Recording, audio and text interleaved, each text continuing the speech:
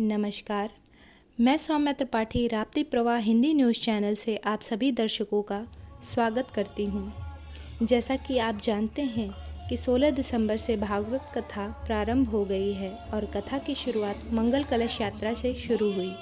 तत्पश्चात कथा पंडाल में यात्रा दाखिल हुई, जहां पूजन किया गया।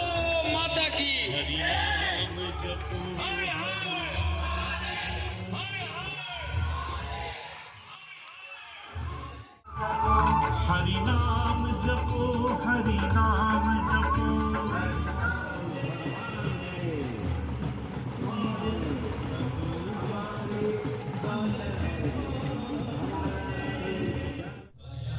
भागवत कथा के पूर्व वातावरण में दिव्यता के लिए वेद पाठियों के द्वारा रुद्री पाठ किया गया।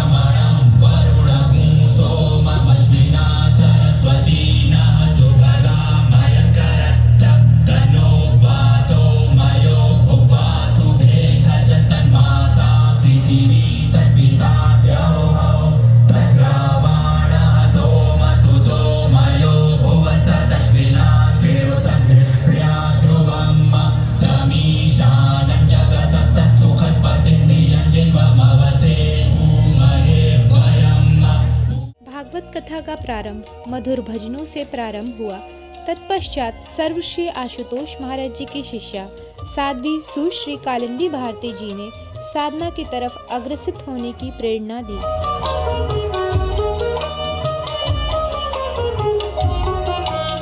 जो गुरु की स्नेह गंगा पे खुद को डुबो गया, मन के हर मालिन का वह सहजता से धो गया।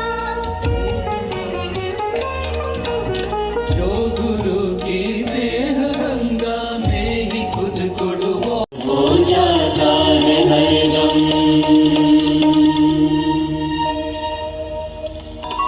हमारा संसार भी सकारात्मकता से परिपूर्ण हो, हमारे विचार भी सकारात्मकता से परिपूर्ण हो, इसके लिए नितांत अनिवार्य है साधना की इस पद्धति को हस्तगत करना।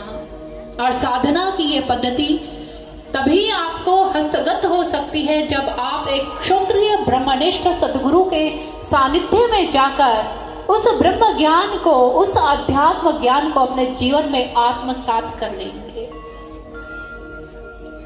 और आगे अपनी खड़क निकालते हैं, रथ से नीचे उतरना प्रारंभ कर देते हैं।